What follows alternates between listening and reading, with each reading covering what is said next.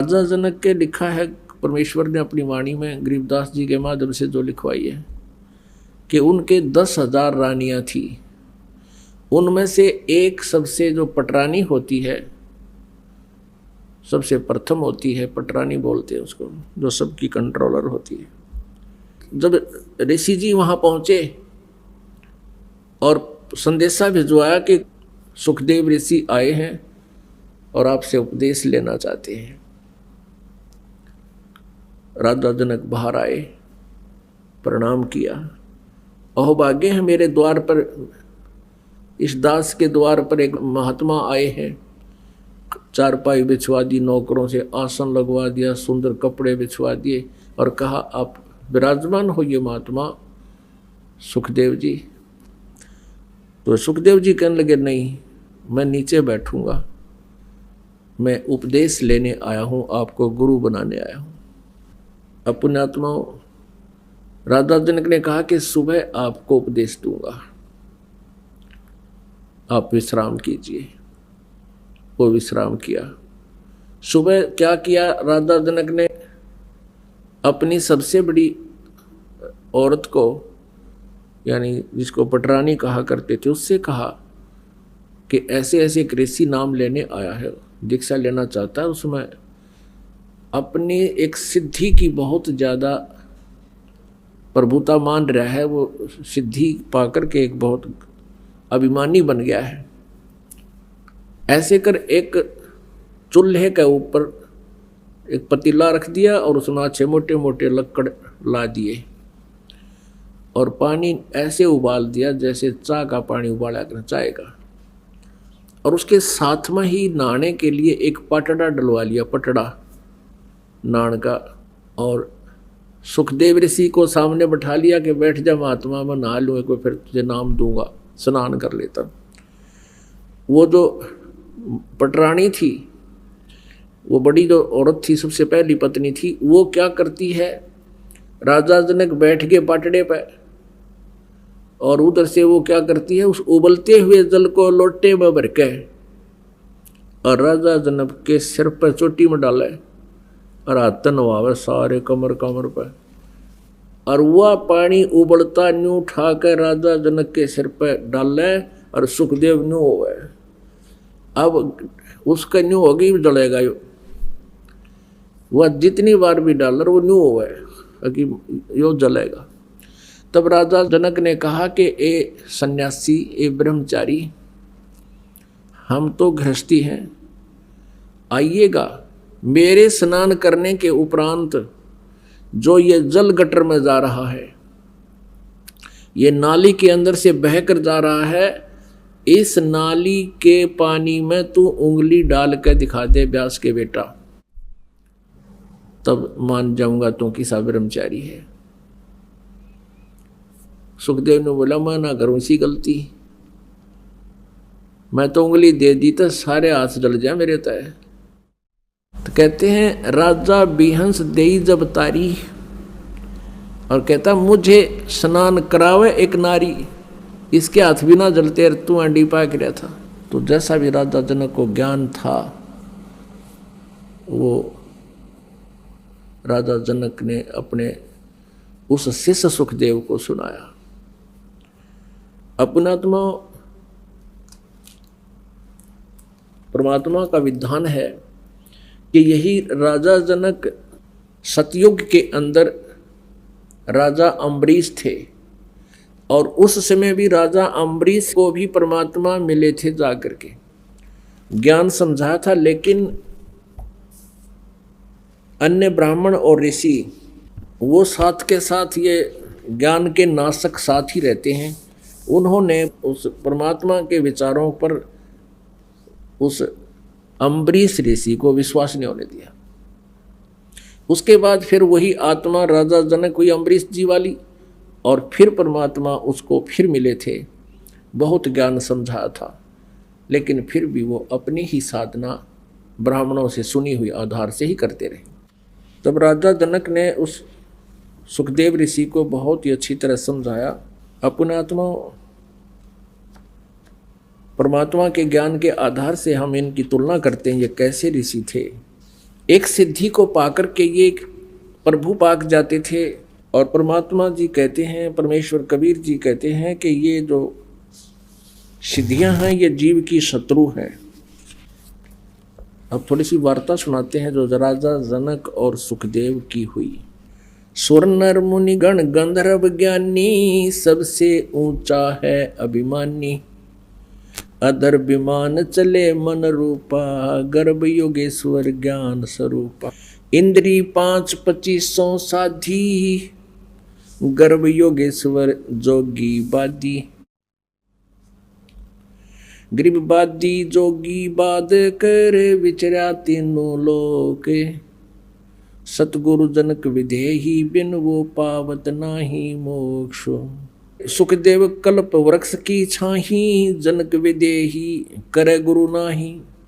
जनक बड़ा अक सुखदेव जोगी, 10 सहस रानी रस भोगी।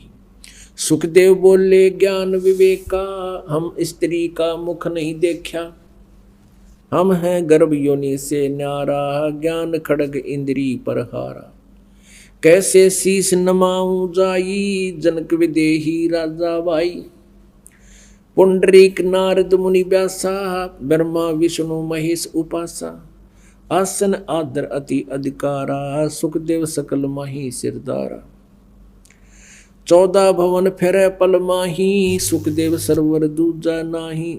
सुरते 388, सुखदेव की सब करें खवासी। वशिष्ठ विश्वामित्र ज्ञानी, कागभूषण कहो परवानी। अब कागभूषण जैसे, विश्वामित्र जैसे, वशिष्ठ जी जैसे महापुरुष वहाँ विद्वान थे स्वर्ग में।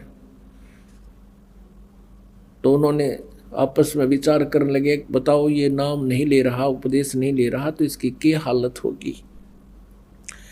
कागभूषणी ध्यान धर, बहे जो पद परवान।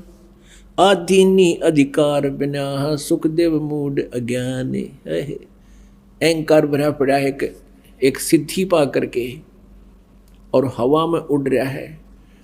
तो कागभूषण जी को भी परमात्मा मिले थे कबीर देव जी, उनको बहुत ज्ञान समझा था। उसी आधार से कागभूषण जी कह रहे हैं कि सुखदेव आदि बिना आप जीवन नष्ट कर रहे हो। अहंकार भगवान को पसंद नहीं। सनक सनंदन नारद भाई, सुखदेव ज्ञान बहुत समझाई। नारद कौंची मर गुरु की न्या, कहाँ ज्ञान में हो गया ही ना। यहाँ तक तर्क दिया गया सुखदेव को कि जैसे नारद जी ने एक धीमर को गुरु बनाया था, इसकी के बेइज्जती होगी ना, तो 84 लाख योनियों में जाता। अपने आत्मा ये आध्यात्मिक ज्ञान है और तत्व ज्ञान है। अब यहाँ एक प्रसंग और आपके हृदय में आवेगा कि जैसे गुरु तो बनाना है, लेकिन गुरु कैसा ही हो नहीं, गुरु भी पूरा हो। परमेश्वर अपनी अमृतवाणी में कहते हैं पूरे गुरु की सेवा ठाने, पूरे गुरु से बात बने, तत्वदर्शी संत से बात बनेगी। अब ये जैसे आध्यात्मिक ज्ञानहीन प्राणी संत गुरु कहा करते थे, गुरु होना चाहिए चाहे कोई हो। जैसे नारद जी ने एक मछियारे को, झीमर को गुरु बना लिया था, तो आम आदमी इस बात पर सेट हो गया गुरु बनाना जरूरी है, गुरु बिन मोक्ष हो को नहीं, किसाए हो गुरु बन जा। एक बुढ़िया को एक बहन हमारी शिष्या लेकर आई, रोहतक की थी वो, वहाँ करोथा आश्रम में, और वो कहने लगी ये नाम लेवागी जी हमारी पड़ोस में रहती है। माँ भाई ठीक है बहन, इसको सारे नियम बता दिए अपने, हमने सारे नियम बता दिए। बोले हाँ जी ठीक से, ठीक है ठीक से, नाम लेगी। हफ्ते 10 दिन के बाद, 5-7 दिन के बाद फिर वो बहन कहने लगी चल बहन अब चलते हैं गुरु जी के दर्शन करने के लिए। वह बुढ़िया ने कहा मैं ना चलूँ, मैं ना जाऊँ कद देवी। तो उसने कहा भी गुरु जी के दर्शनार्थ तो जाना चाहिए ना, तो लाभ क्या होगा, बोला ना। और उसने देखा कि तू सारी पूजाएं वही कर रही है, फिर नाम कहाँ तेरा। ने बोली मन ने तो गुरु बनाना था, पूजा तो सारी वही करूँगी जो मैं पहले कराया करती। न्यो सुना है मैंने गुरु बिन मोक्ष होता कोई ना, गुरु बना लिया बस, गुरु बनाना था। तो इन अज्ञानियों ने ऐसा नाश कर रखा है, कहाँ तक इन के अज्ञान को हटाया जाए। लेकिन इस तत्व ज्ञान से ये ठीक हो जाएगा। और फिर ये बता रखा भाई पूरे गुरु बिना बात बने नहीं, यह भी सच्चाई है। अब ये ज्ञान तो संत देते हैं कि पूरे गुरु बिन बात नहीं बने, जैसे राधा स्वामी धन सतगुरु और ये दूसरे पंथ हैं, ये निरंकारी आदि, ये गुरु महत्व बताते हैं, गुरु की महिमा भी बताते हैं और ये भी कहते हैं पूरे गुरु तो बात बनेगी भाई। गुरु पहुंचा हुआ हो तो उस कैटेगरी के जो अनुयायी हैं उन ग्रुपों में, तो उनको इतना जरूर प्रतिदिन सुनने को मिल जाता है, गुरु पूरा हो तो वो अपने ही गुरु को पूरा मानकर वहाँ सेट है। एक बहन वृद्ध हो रही थी, वो आई एक बहन के साथ उपदेश लेने के लिए और उद्देश्य था उसका कोई लाभ उठाना, कोई उसको लाभ मिला को ना। पहले राधा स्वामी से नाम लिया, फिर सिरसे वाले से लिया, फिर निरंकारी में भी ले लिया, 4-5 गुरु बना लिए थे उसने। और जो उद्देश्य वो लेकर गई थी वो होया पूरा को नहीं, तो उसने ने सोची भाई यूँ काम मेरा पूरा हो जाता गुरु पूरा होगा, ऐसी कुछ सोच थी। तो वो यहाँ आई तो हमने उनसे कहा कि माई आपने नाम लेना है तो ऐसे ऐसे नियम हैं और भक्ति ऐसे करनी है डट कर। बोली जी मैंने सारा मेरा है, मैंने 5 गुरु बना रखे, 6ठा तना बनाना आई हूँ। मैं पूरा गुरु तो एक का बतेरा, इतने बनाने की क्या आवश्यकता थी। ने बोली ने बनाए थे, कोई सा 1.5 तो पूरा होएगा, वो तो पार करेगा। कि मैंने सुन रखा था पूरे गुरु तो बात बनेगी, न्यो बनाए हैं 5 कि कोई सा 1.5 तो पार करेगा, कोई सा तो पूरा पाओगा। तो ये कोई फार्मूला नहीं है, ये कोई पैमाना नहीं है उसे गुरु की पहचान करने का। तो हम इतने ज्ञानहीन बना दिया, हम अपनी अटकल से लग जरूर रहे हैं लेकिन रास्ता नहीं मिलता। अब थोड़ा सा प्रसंग यहाँ, उस नारद जी ने जो धीमर गुरु बनाया था वो कौन था। वो एक पुण्यात्मा थी, किसी समय परमेश्वर कबीर जी की शरण में रहे थे, लेकिन हम कुछ दिनों के बाद इस काल के ज्ञान के ऊपर फिर दोबारा टिक जाते हैं, भगवान की भक्ति त्याग देते हैं। ऐसा ही उस नादान आत्मा ने कर रखा था। फिर यो काल ऐसे कर्म बिगड़वा दिए उस पुण्यात्मा के, ऐसी जगह मछियारों का जन्म दे दिया और वो मछली पकड़ के लावे और बेचे, उसे तो गुजारा कर आप भी काट के खावे। अब कहते हैं कबीर कमाई आपनी कदे ना निष्फल जा, 7 समुद्र आडे पड़े मिले अगा हुआ। क्या हुआ कि एक बार वो जिस राज्य में रहता था वहां के सभी तालाबों की मछलियां उसने पकड़ ली थी। कालू नाम के जीमर ने, वो तो खाली हो लिए थे। उसने देखा कि पड़ोसी राजा एक बहुत धार्मिक व्यक्ति था, उसने सब जगह ये आदेश दे रखा था कि मेरे राज्य में हिंसा नहीं हो, जीव हिंसा नहीं हो, और इस कारण से किसी भी तालाब में कोई मछलियां नहीं पकड़ता था। और वो चला गया कालू, उसने देखा सी मोटी मोटी तोरी सी भारा भारा घिया सी कूदे उसके अंदर। उसने सोचा सुबेरा करूँगा काम। उसको ये भी पता था कि राजा ने यहाँ आदेश दे रखा है कि यहाँ प्रतिबंध है। उसने सोचा रात में चोरी करूँगा। अपनी पत्नी से कहकर चला गया कि मैं ऐसे ऐसे जा रहा हूँ उस तालाब पर, और है तो वहाँ खतरे का काम, पर देखी जाएगी, अब रोजगार तो यही है। अब वो पहुँच गया वहाँ तालाब पर। तालाब के आसपास झाड़ बोझड़े भी होते हैं। उसने जाल डाला था सुबह सुबह, और सुबह का टाइम हो गया 4 बजे, उस गर्मियों के दिन थे, थोड़ी सी सर्दी सी भी थी, इस तरह टाइप का मौसम था। तो उसको सर्दी लगी, तालाब में से निकला, उसने क्या करा, एक अग्नि जला ली हाथ सेकने के लिए। अग्नि जलाई, लकड़ तोड़कर हाथ उठ सेके, और पहले तो उसने देखा कि कोई होगा तो यहाँ आ जाएगा, आग जला लेता हूँ। उसने आग जला दी, देखा कोई नहीं आया, कोई पहरेदार होगा तो होगा भी, कैसे है बातचीत पूछा, कह दूंगा विराट चलता हूँ, ठंड लग रही है थोड़ी, हाथ सेकूं, थोड़ी थोड़ी सर्दी सी थी। कोई नहीं आया तो उसने जाल डाली थी। उधर से उसी नगरी का राजा, उस क्षेत्र का राजा हाथी पर सवार हो गए, और उसी के साथ साथ से रास्ता सा दूसरे शहर में जा रहा था, और एकदम मोड़ मुड़ता था। उस मोड़ के मुड़ते ही राजा का पूरा काफिला एकदम बाहर आया, और उसकी नज़र पड़ी, वो सारा ही 4 किले का फैसला था मोड़ का। एकदम घबरा गया वो कालू जी मर कि भैया तो बात बिगड़ गई, राजा आ गया राज तेरी सजाए मौत होगी, तेने कानून तोड़ दिया। वो डर गया। उसने क्या कर रखा था, एक लंगोट पहन रखा था शरीर पर, बस पानी में बढ़ने की तैयारी थी। तो उसने, और ऊपर बड़े बड़े बाल थे, दाढ़ी थी। उसने और कोई बात ना सूझी बचाओ कि जो राख लकड़ी जला रखी थी वो राख थी। उस राख को सारे शरीर पर, मुंह पर सारे लाख है, और वहीं बैठ गया। वो धुआं सा बना हुआ था, थोड़ी थोड़ी आग सलग रही थी। साधु रूप बना के बैठ गया। वो राजा था धार्मिक, उसने देखा महात्मा बैठा है, वहीं काफिला रखवा लिया।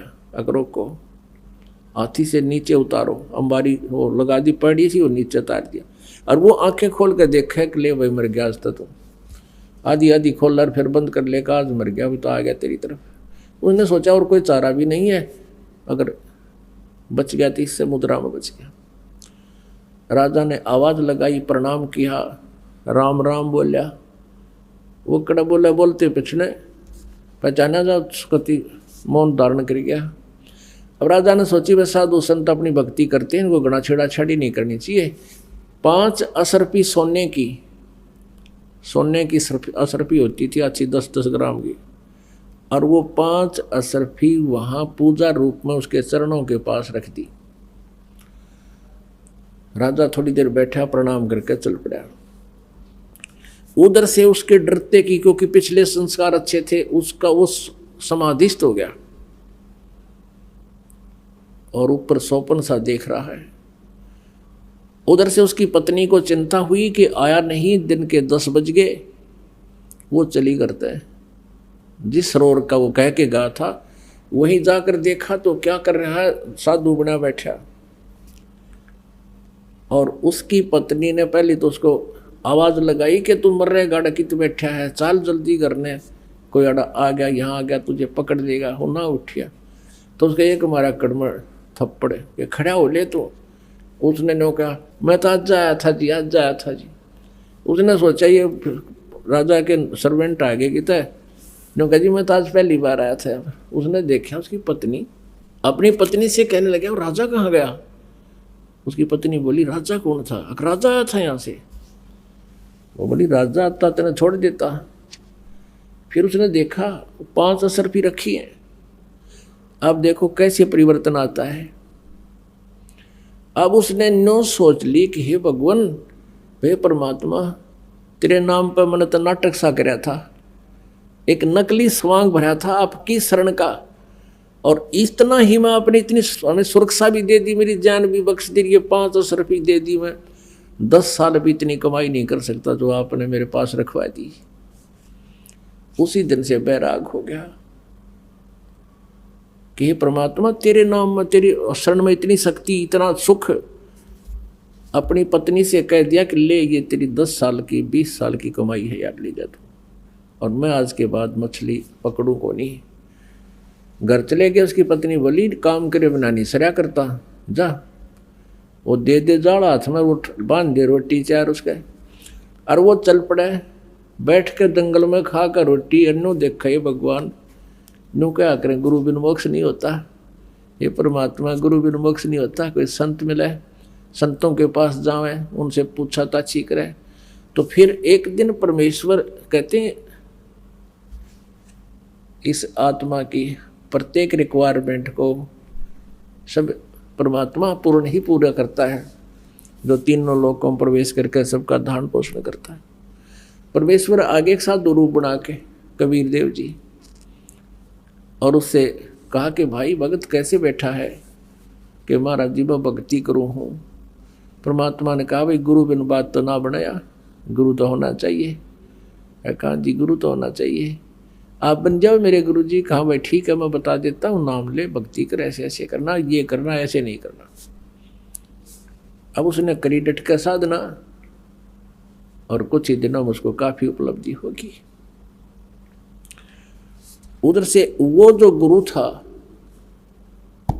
अब उधर नारद जी को एक ऐसी समस्या पैदा हो गई थी।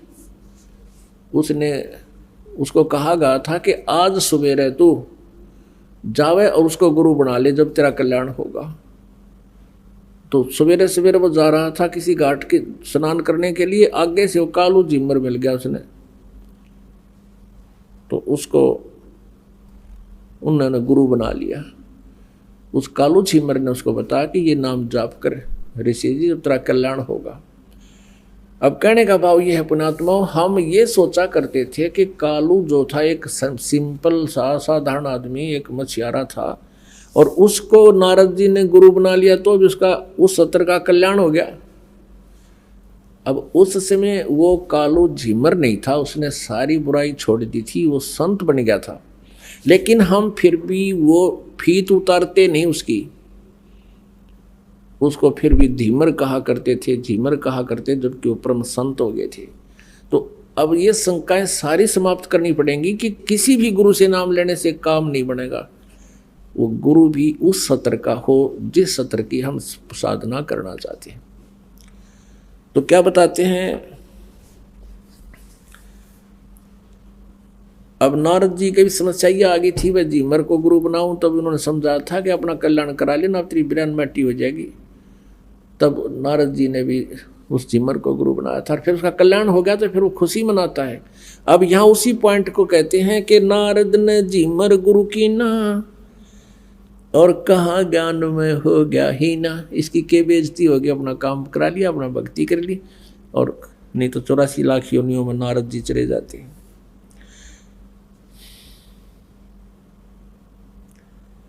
बोले ब्रह्मा विष्णु महेशा, सुखदेव नहीं तेरा ज्ञान प्रवेशा। चिन्या नहीं पुरुष अविनाशी, सुखदेव गर्भ योनि के वासी। जनक विदेह करो गुरु सोई, गर्भ योनि से छूटो तो ही। जनक विदेह का ज्ञान है न्यारा, सुखदेव गर्भ योनि अवतारा। योनि संकट दे कहाई, गर्भ योनि आगे है भाई। योनि संकट देह कहावे, गर्भ योनि कोई बिरला पावे। पिंड ब्रह्मंड दो है योनि, इच्छा बीज न सुखदेव भुनि। 14 भुवन फिरे पल माही, उड़ा फिरे पक्षी की नाई। तप का तेज ज्ञान असवारा, पाया नहीं मुक्ति द्वारा। सुखदेव ज्ञान ध्यान तप ही ना, जब लग राजा गुरु नी कीना। जैसे गंग अंग पर छारे है, तुमरा मोक्ष सुख जनक के द्वारे। राजा गुरु जनक 3 लोक तत्सार, मेहर करें गुरुदेव जद सुख दे उतरे पार। मान्या वचन कल्पना छाडी, सुखदेव लगी लगन जद गाडी। सुखदेव छोड़ी मान बढ़ाई, राजा जनक किया गुरु जाई। बोले जनक विदेही राजा, इंद्री दमन करी किसका जा। ब्रह्मानंद पद मिला न तो को, ऐसे दर्शत है सब मोको। अगर फुलेल हमाम चढ़ाया, राजा जनक नहान को आया। 10 सेंस में जो पटरानी, करे खवासी जल हर पानी। जरे अंगीठी बड़े तिस नीचे, राजा रानी परमल सींचे। आओ गर्भ योगेश्वर जोगी, हम राजा इंद्री रस भोगी। जो तुम्हारी दे अगन जराई, तो झूठा सुखदेव योग कमाई। मल्ला गिर रानी तन लावे, अगर फुलेल हमाम नवावे। राजा रानी शब्द स्वरूपा, सुखदेव पड़े अंधगर कूपा। अजब फुलेल लगावे अंगरी, हमरी जर है काया सगरी। राजा बिहंस दे जब तारी, हमें स्नान करावे नारी। कर स्नान तकत पर आए, सुखदेव परम ज्ञान गौराए। अब क्या बताते हैं राजा जनक के, सुखदेव सुनो व्यास के पूता। इंद्री लार लगी संजूता, मन गुण इंद्री कर्म न जाने। व्यास पुत्र तू ज्ञान दीवाने। इंद्री कर्म लगाओ किसके, दिव्या लेप नहीं मधुरस के। नैन पटल में ईश्वर भागा, देखे सकल रूप अनुरागा। अब क्या बताते हैं, अब वैसे तो पुण्यात्माओं ये ज्ञान जो है परमेश्वर ने राजा जनक को दिया था। राजा जनक जी ने परमेश्वर का ज्ञान तो ग्रहण कर लिया था, लेकिन साधना उसी सत्र की वो करता था, विष्णु जी का उपासक था। फिर भी परमेश्वर ने ये ज्ञान, ये एक पात्र बनाकर राजा जनक और सुखदेव आप और हमको जो मार्ग दिया उसको ग्रहण करिए और ध्यान से सुनिए। अब क्या बताते हैं कि जो साधनाएं आप जी कर रहे हो, अब राजा जनक तो सुखदेव जी को कह रहा था कि तूने जो सिद्धि प्राप्त कर रखी है इससे मोक्ष नहीं, और परमात्मा कबीर जी ये बताना चाहते हैं कि जो साधनाएं तुम ब्रह्म तक की कर रहे हो, पूर्ण मंत्र तुम्हारे पास नहीं है तो तुम्हारी किसी की भी मोक्ष नहीं। अब जैसे राजा अम्बरीश थे सतयुग में, वही आत्मा राजा जनक हुए, और वही आत्मा राजा जनक के समय अपना जो पुण्य किया था, यज्ञ धर्म किए थे, उनको स्वर्ग में समाप्त करके वही आत्मा फिर ये गुरु नानक देव जी हुए जो सिख धर्म के प्रवर्तक हैं। अब सतयुग में परमात्मा गए, इस आत्मा ने परमात्मा की बात को स्वीकार नहीं किया। त्रेता में आए, इसके मिले राजा जनक को, ज्ञान जरूर सुना, आधार भी बनाया, लेकिन पूजाएं वही की जो उनके गुरु बताया करते थे। और वही आत्मा फिर नानक जी के रूप में ये भारतवर्ष में, यानी पश्चिमी पाकिस्तान वर्तमान में, पहले भारत ही था, तो वहाँ कालूराम मेहता के घर उनका जन्म हुआ। और कहते हैं जो जन हमारी शरण है ताका हूँ मैं दासे, गेल गेल ला गया फिरूं जब तक धरनी आकाश। तो फिर नानक जी को परमात्मा मिले बेई नदी पे, और फिर उनको ज्ञान दिया, तब उस पुण्यात्मा का कल्याण हुआ। तो इस प्रकार उसी दृष्टिकोण से भगवान परमात्मा कबीर जी हमें बताना चाहते हैं कि जो साधना ये ऋषि लोग किया करते थे वो कैसी है। जैसे चंदन सर्प लिपटाई, शीतल तन भया विष नी जाई। अब जैसे चंदन सर्प लिपटाई, गर्मियों के दिनों में चंदन के पेड़ बहुत ठंडे होते हैं, चंदन की लकड़ी, और ये सर्प जो है गर्मी से शीतलता पर राहत पाने के लिए उन चंदन के पेड़ों के लिपट जाते हैं। अब परमात्मा क्या बताना चाहते हैं कि जैसे चंदन के पेड़ के लिपट के और सर्प शांति प्राप्त करना चाहते हैं, नहीं हो पाएगी, क्योंकि शरीर तो शीतल हो गया, जिस कारण से उसको बेचैनी है, वो उसके अंदर विष है, वो विष के कारण उसको बेचैनी होती है, और उस विष का नाश नहीं होगा तब तक उसको शांति नहीं हो सकती। तो ऐसे परमात्मा बताना चाहते हैं कि जैसे सर्प चंदन लिपटाई, शीतल तन भया विष नहीं जाई, अर्थात उसकी जो कारण है दुख का वो नष्ट नहीं होता। तो कहने का भाव यह है कि जैसे तुम साधनाएं कर रहे हो, इससे तुम्हें ये महसूस हो रहा है कि हम कुछ भक्ति कर रहे हैं, आप संतुष्टि महसूस कर रहे हो, लेकिन जिस कारण से आपको दुख होगा वो पाप कर्मों के कारण, और सत साधना ना मिलने से वो पाप नाश नहीं होते। जब तक वो पाप नाश रूपी विष नाश नहीं होगा तो आप जी को शांति नहीं हो सकती। जो साधनाएं तुम कर रही हो ये तो ऐसी है जैसे सर्प चंदन के लिपट के और महसूस करता है कि मुझे कुछ राहत मिल रही है, लेकिन वो राहत सही नहीं है, वो तो उस विष के कारण है। वो विष नाश होगा तभी बात होगी। आगे क्या बताते हैं, सीप माही जो मोती मुक्ता हल, बाहर खारा नीर हलाहल। सार वस्तु तो अंदर लीनी, सुख जमीन को दीक्षा देनी। सुख जमीन मिलता ना भाई, तो स्वाति सीप सब ऐली जाही। सुख जमीन की टक्कर लागे, जब मोती सो है गल दागे। खारा नीर गंध हो जावे, दो पड़ खुले कौन चितावे। सुख जमीन सतगुरु जल माही, स्वाति सीप का मेल कराही। ऐसे सतगुरु मिले जगासी, तो पावे वो पद अविनाशी। सुख जमीन सतगुरु हो आया, जिन ये तत्व भेद बताया। कर्म कुसंगत खारा नीरा, मोती खंड होत घन हीरा।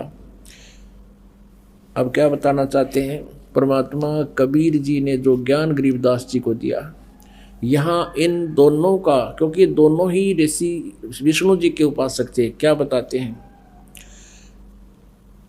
जैसे एक सीप होती है, जैसे शंख देखे हो आपने शंख, ऐसी ही एक चपटी सी एक कीड़ा होता है, उसमें उसके ऊपर कवर होता है, उसका बॉडी चपटा सा होता है, शंख जैसी उसका मटेरियल होता है, सख्त होता है। तो वो सीप जो होती है वो खारे समुद्र में रहती है और ऊपर आसमान से वर्षा हो रही हो और उसका मुंह खुला हो, उसमें वो क्या करती है, एक बूंद ऊपर के आसमान के जल की ले लेती है, स्वाति नक्षत्र बोलते हैं उसको, और उस बूंद को लेकर के वो वापस ही मुंह बंद कर लेती है और समुद्र में गोता लगा लेती है। अब उसमें क्या होता है कि सीप के मुंह पर ऊपर एक मांस सा लग जाता है, अपने ऑटोमेटिकल सिस्टम है, ऊपर एक मांस का कवर सा बन जाता है उसी की बॉडी से, और उधर से वह सीप के अंदर मोती बनना प्रारंभ हो जाती है। जब वो मोती परिपक्व हो जाती है तो उस ऊपर के मांस में एक विशेष महक आनी शुरू हो जाती है, जो सीप के मुंह पर कवर बन जाता है। उस मांस में विशेष महक आती है, और एक पतले से मुंह की, बिल्कुल पतले से लंबे से मुंह वाली एक मछली होती है, उसको सुकचमीन कहा संतों ने। तो वो उस महक को आने से, उसको खाने के उद्देश्य से उस सीप के उस मांस के कवर पर जैसे ऊपर एक छोटा सा कवर सा होता है, उसको खाने के उद्देश्य से ऐसे टक्कर मारती है। टक्कर मारते ही वो खाना खूने तो कुछ है नहीं, वो फूट जाता है, आर पार उसका मुंह निकल जाता है और वो मोती एकदम समुद्र में गिर जाती है। अब यहाँ इस आध्यात्मिक मार्ग को क्लियर करने के लिए, स्पष्ट करने के लिए कैसे समझाना चाहे कि जैसे आप जी ने उपदेश ले लिया आपने, जैसे सारनाम मिला नहीं, सतनाम तक आपकी भक्ति चल रही है। जैसे पहले ये परमात्मा ने सारनाम सार्वजनिक करने का आदेश नहीं दिया था किसी को, अब इस दास के ऊपर मेहर की है इसको सार्वजनिक करने के लिए। तो इससे पहले जो ये भक्ति करते थे, परमात्मा ने खुद ये एक मंत्र भी ला करके इनको दे दिया था। इन दोनों मंत्रों के जाप से भी मोक्ष नहीं था, इन दोनों मंत्रों के जो सतनाम से भी मोक्ष नहीं था, जब तक ये सारनाम नहीं मिलता। अब क्या बताते हैं कि जैसे सतनाम आपको प्राप्त हुआ, परमात्मा रह रहकर सतनाम दे दिया करते थे, उनको गुप्त रखने का आदेश भी देते थे। सारनाम ना मिलने से क्या होता है कि फिर वो यही काल के जाल में रह जाता है। तो यहाँ क्या बताते हैं कि सुख जमीन मिलता ना भाई, स्वाति सीप सब ऐड़ी जाही, ऐड़ी माने व्यर्थ। तो पूरा गुरु मिला है जिसके पास पूरा कंप्लीट ज्ञान हो और समाधान हो जब बात पड़े। अब क्या बताना चाहते हैं, राजा जनक के माध्यम से परमात्मा हमें ज्ञान देना चाहते हैं। अब राजा जनक को पात्र बनाया है, सुखदेव को भी एक पात्र बनाया है, कबीर परमेश्वर जी हमें ज्ञान देना चाहते हैं, आप और हमको। क्या बताते हैं कि जैसे राजा जनक समझा रहा है सुखदेव को कि तू अपने आप में न्यू कह था, मैंने इंद्रियों को काबू कर लिया, तो कहते हैं इंद्री दमन करी किसका जा, इंद्रियों का तूने हठ योग करके इंद्रियों को अगर कंट्रोल करने की चेष्टा की, इनका दोष क्या है। क्या बताते हैं, इंद्री कर्म लगाओ किसके, जैसे जिह्वा लेप नहीं मधुरस के। अब आप शहद खाते हो, जीभ के ऊपर शहद लिपटा नहीं रहता, तेरा आदेश हुआ मन का कि यह चीज़ चाहिए, वो खाने तूने खाई, इंद्री ने अपना काम कर दिया, उसने आगे सरका दी, तो उस मधु का, शहद का जिह्वा के ऊपर कोई उसका लिंक नहीं रहा, उसका कोई प्रभाव नहीं रहा। अगर ऐसे आप जी अपने इस मन को अध्यात्म ज्ञान रूपी एक रस्सी से बांध लोगे, फिर ये हठ योग की जरूरत नहीं। और फिर तू न्यूज़ कह है कि मैंने अपने आप को कंट्रोल कर लिया, इंद्री जीत ली, की तरह भूल है या क्या बताते हैं? कुरंग मतंग पतंग सिरंग भरंगा, इंद्री एक ठगो 30 अंगा। कुरंग मतंग पतंग सिरंग भरंगा और इंद्री एक ठग्यो 30 अंगा। तुमरे संग पांचों पर कासा, या योग युगत की झूठी आशा। कहते हैं बोले आदमी, आप अपने कर्म बिगाड़ रहे हो। जैसे कुरंग हिरण होता है, कुरंग उसके कान का विषय होता है शब्द, शब्द के विषय पर वो इतना कायल होता है, इतना विवश होता है कि यह हिरण पकड़ने वाला, मृग पकड़ने वाला एक शिकारी एक प्रकार की एक धुन बनाता है सारंगी या अपने किसी यंत्र से, और उस धुन पर कान के कारण वो इतना विवश हो जाता है, हिरण आकर के उस शिकारी के सामने ऐसे मुख रख देता है और उस धुन के ऊपर इतना वो मोहित हो जाता है और वो उसको पकड़ कर और जा ले जाता है। फिर उसको उसकी मौत का कारण बन गया वो कान का विषय। फिर बताते हैं कि मतंग हाथी होता है, हाथी के अंदर ये काम वासना सबसे ज़्यादा होती है। हाथी पकड़ने वाले क्या करते हैं, एक हथनी को ट्रेंड कर लेते हैं और एक गड्ढा बना लेते हैं, वहाँ काफ़ी लंबा खाई सी खोद देते हैं 5-7 फुट चौड़ी लंबी, और उसके ऊपर दोबारा उसको छात देते हैं बोदे बोदे लकड़ों की, उसके ऊपर मिट्टी डाल देते हैं, मिट्टी के ऊपर घास लगा देते हैं, ताज़ा घास पाड़ के उसके ऊपर लगा देते हैं, पानी पुनी छिड़क देते हैं, और हथनी को हाथियों के झुंड में छोड़ देते हैं। वो जाती है हाथी के साथ, स्पर्श करती है अपने शरीर को, उसको उत्तेजित करने के लिए। हाथी उत्तेजित होकर के 2-4 हाथी उसके पीछे चल पड़ते हैं, वो फिर भाग लेती है वापस उसी दिशा में जहाँ से उसको छोड़ा गया था। वो सीधा भागी आती है, पहले तो हाथी उसके पीछे पीछे भाग रहे होते हैं, फिर वो साइड काट के, उसको पता होता है कि यहाँ तूने नहीं आना, वो उस स्थान को छोड़कर जहाँ गड्ढा बना रखा होता था उसके साइड से काट के फिर हाथी उसकी तरफ भागते, तो फिर उसी तरफ काट के एकदम कट के फिर सीधी भाग लेती है। यानी उनको ऐसा ट्रेंड कर रखा है, वो एक बार ऐसे भागेगी वो स्वयं साइड पकड़ के आती है और फिर सीधी इधर भाग लेती है, तो हाथी फिर सीधे ही भागे आते हैं उसके पीछे और उस खाई में गद गद 3-4 कट्ठे पड़ जाते हैं, गिर जाते हैं और फिर सारी दिन चिंगाड़ मारते रहते हैं। और वो हाथी पकड़ने वाले ऊपर खड़े होकर के उनके लंबे लंबे भालों से उनके सिर में ठोकते रहते हैं। 2-3 दिन उनको आहार नहीं मिलता, तब वो समर्पित कर जाते हैं, निढाल हो जाते हैं, तब उनको पकड़ कर लाते हैं। अब क्या बताते हैं, कुरंग मतंग पतंग सिरंग भरंगा, इंद्री एक ठग्यो 30 अंगा।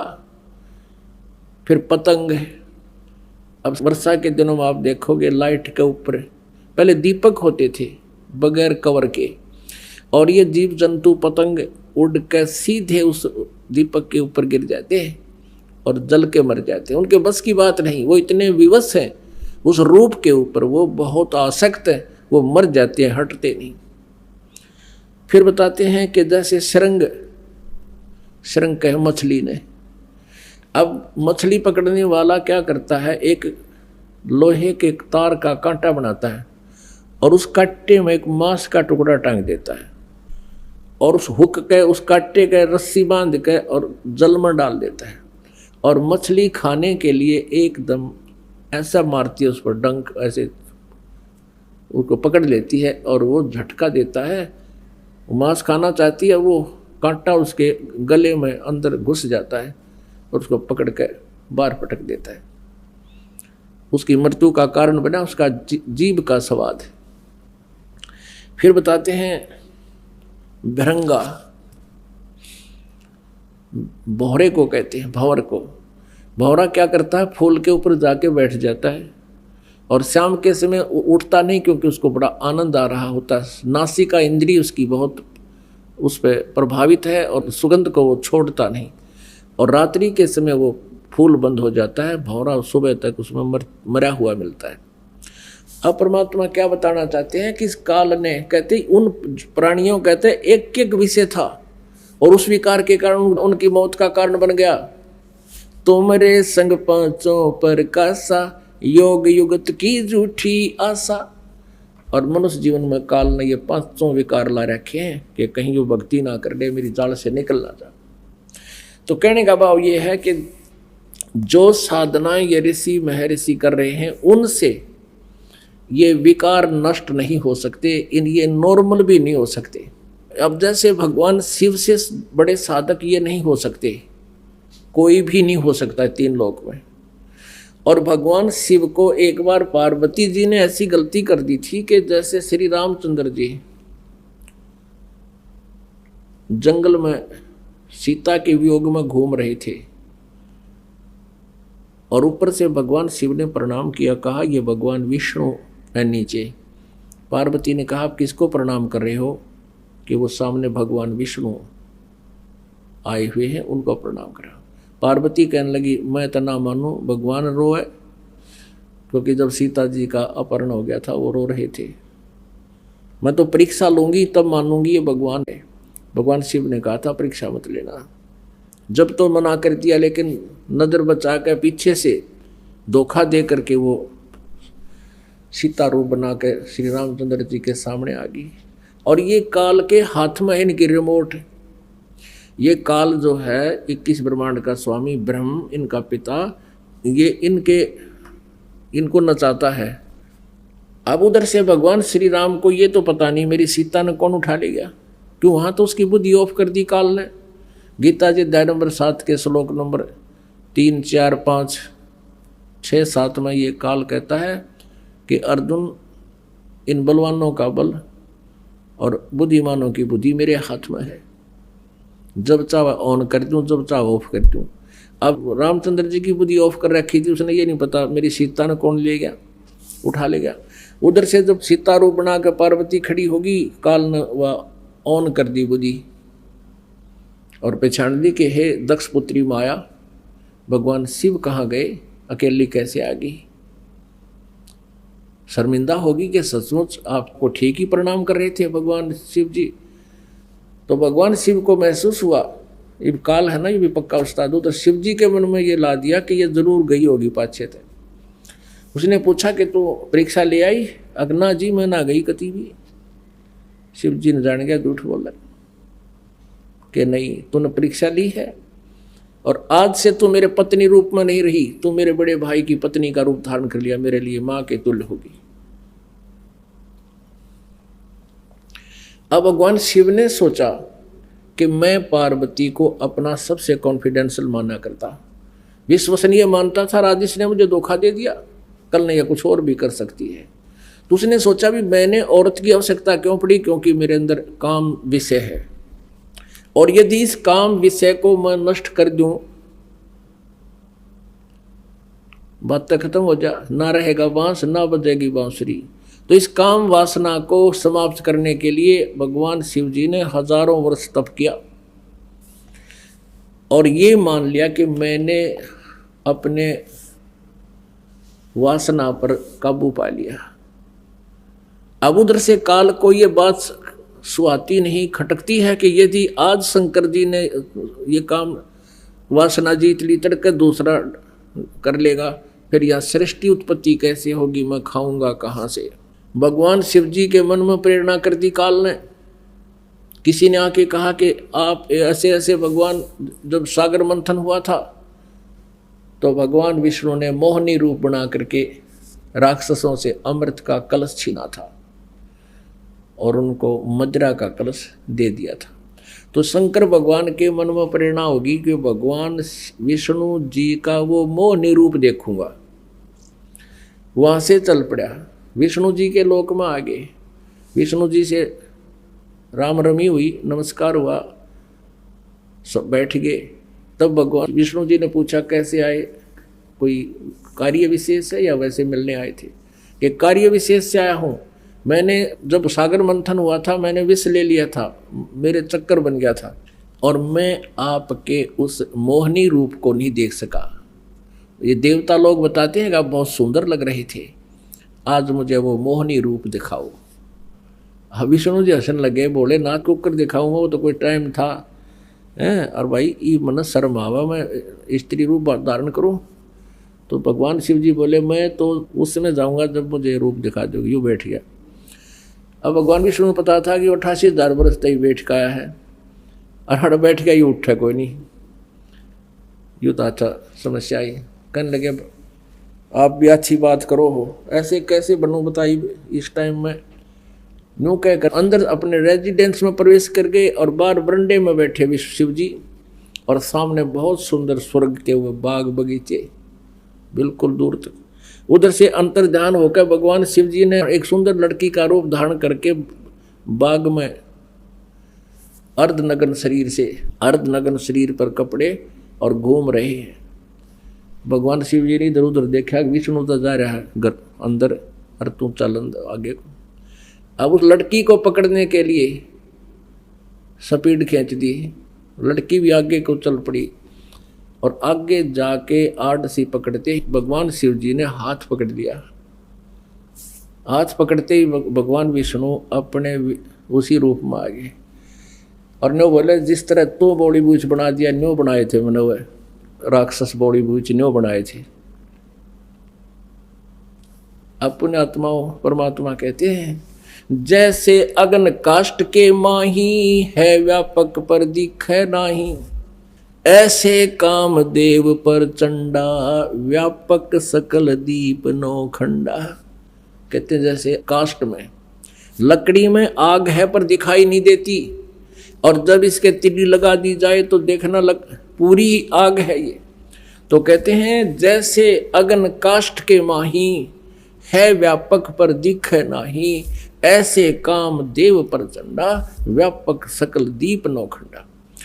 अब कहने का भाव ये है कि यदि हम ये डले ढोण लगा, पहले अपनी इंद्रिया न काबू करा, तो वो भी बात व्यर्थ की पाई।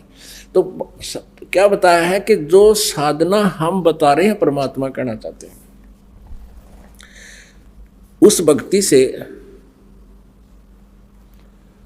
आप जी के ये सभी विकार, पहले ज्ञान हो जाएगा, ज्ञान के बाद फिर ये मन जो भक्ति हम करते हैं इसके अंदर एक ऐसी स्थिति आ जाएगी कि ये मन बकवाद तो करेगा लेकिन ये हानि करने जोगा नहीं रह सकता, क्योंकि इसको आग दिखाई देने लग जाएगी, उससे आगे नहीं बढ़ सकता ये।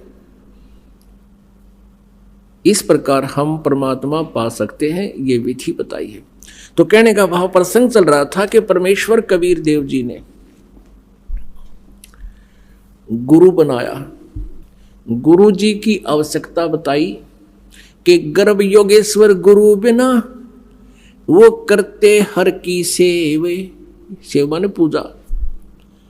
कह कबीर बैकुंठ से वो फेर दिए सुख देव, स्वर्ग से भी वापस पटक दिया उसको, निकल जाए यहां से। राजा जनक गुरु किया फिर किन्नी हर की सेवे, कह कबीर बैकुंठ में फिर चले गए सुख देव।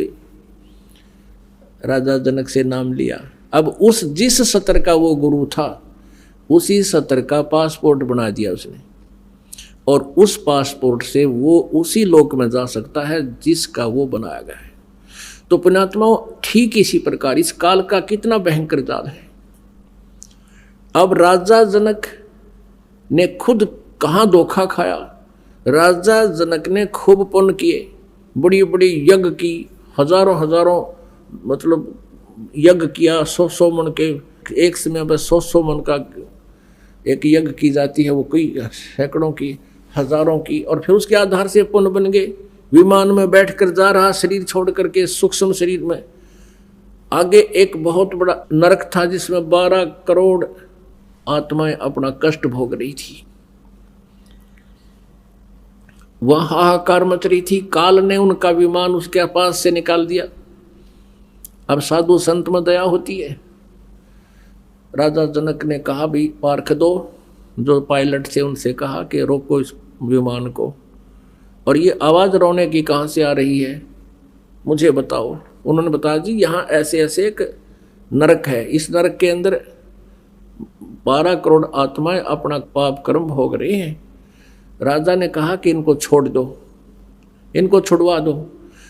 उन पार्षदों ने कहा कि यहाँ आपका आदेश नहीं चलेगा, आप राजा नहीं हो, यहाँ धर्मराज का आदेश चलता है। तो उन्होंने कहा कि मेरा विमान यहाँ रोक दो, धर्मराज से मेरी बात करा दो। पार्षद गए जी, ऐसे ऐसे उन्होंने जिद कर ली है। वो कहते हैं राजा जनक के 12 करोड़ इन सेना छोड़ दो इन नरक में पड़ी आत्माओं को।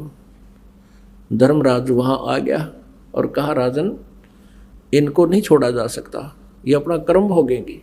उसने जिद करी कि आप इनको नहीं छोड़ सकते तो मुझे भी यहीं छोड़ दो, मैं इनके अंदर ही रहूंगा। अब धर्मराज वहाँ उसको नहीं छोड़ सकता। उसने रास्ता बता दिया कि यदि आप इन 12 करोड़ आत्माओं को नरक से निकलवाना चाहते हो, आप जी अपने पुण्य दान कर दो इनको। राजा जनक ने कहा ठीक है, मैं अपने 50% आधे पुण्य देता हूं। अब आधे पुण्य दे दिए तो उस 12 के 12 करोड़ जितने भी उस नरक में थी सबको विमान में बैठा के और स्वर्ग में राजा जनक के साथ पार्सल कर दी। अपने आत्माओं यहाँ भी मार खाते हैं हम। जैसे पहले हम क्या करा करते, ये बूढ़ी माई बहन बुढ़िया के पैर दबाओगी, एक जैसे औपचारिकता करते हैं, और बुढ़िया आशीर्वाद दिया करे तो बूढ़ सुहागन हो, तेरे बेटे जीवें, तेरे भाई भतीजे जीवें, थोड़ा दूध की नदियाँ बह जा। वो बुढ़िया 5-4 आने की तब पर पुछली कमाई के हों, वह उस वहाँ आशीर्वाद में खो दे। और वो तो पहले की बातें थी, अब कलयुग में तो वह भी ना रह रही।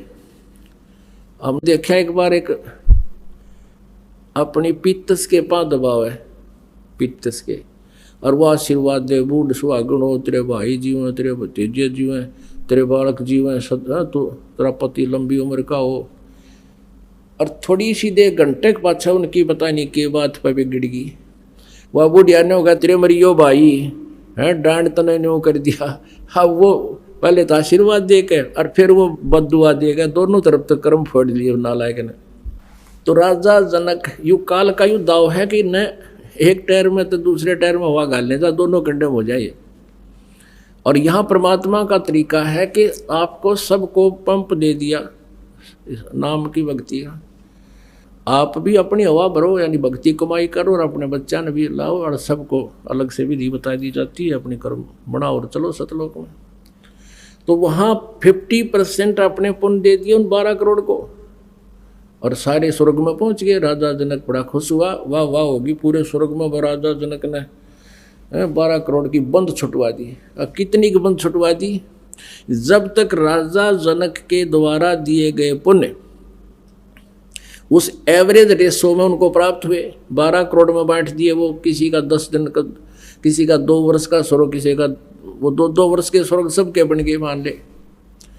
तो 2 वर्ष तो वो स्वर्ग में रहेंगे, उसके बाद फिर नरक में, क्योंकि वो पाप तो नो के नो रह गए उसके। उनके पहले वाले पाप तो ज्यों के त्यों रहे जिनके कारण वो नरक डाले गए थे, लेकिन 2 वर्ष का पुण्य मिल गया। वो 2 वर्ष स्वर्ग में रहे, उसके बाद फिर नरक में ठोक दिए गए और फिर भोगेंगे वो पूरे उसी तरह फिर दुख पाए। और उधर से राजा जनक झाड़ दिया काल ने, आदि पुण्य खत्म कर दिए और वहाँ हजारों वर्षों तक स्वर्ग में रखा। और फिर जब वहाँ पुण्य खत्म हो गए, वो कौन क्या बने? नानक जी बने। पहले राजा अम्बरीश रूप में राजा थे, राजा जनक रूप में वो राजा थे, उनका हजारों और लाखों की संख्या में नौकर थे। और फिर वही आत्मा ठीक साधना ना मिलने से, सच साधना ना मिलने से स्वयं नौकर लगी एक सुल्तानपुर में नवाब के यहाँ नानक जी। काल का ये जाल है पुण्यात्माओं, इसको आपने घड़ी गहराई से समझना पड़ेगा। अभी तक हमें केवल दंत कथाएं, लोकवेद वैसे मनराजी करने के लिए कथाएं सुनाई गई थी, हमारे को कोई भी निष्कर्ष किसी ने दिया नहीं था। परमेश्वर कबीर जी की रजा से आपको ये आध्यात्मिक तत्व ज्ञान प्राप्त हो रहा है। पुण्यात्मा परमात्मा कबीर जी ने इस उद्देश्य से कि गुरु जी के बिना मोक्ष नहीं हो सकता, और यदि मैं गुरु नहीं बनाऊंगा तो आने वाले समय में ये कहा करेंगे, काल का दाव लग जाएगा कि कबीर जी ने कौन सा गुरु बनाया था, बगैर गुरु के ही बात बन जाएगी और काल फिर मेरी आत्माओं को धोखा दे देगा। इसलिए उस परमेश्वर ने,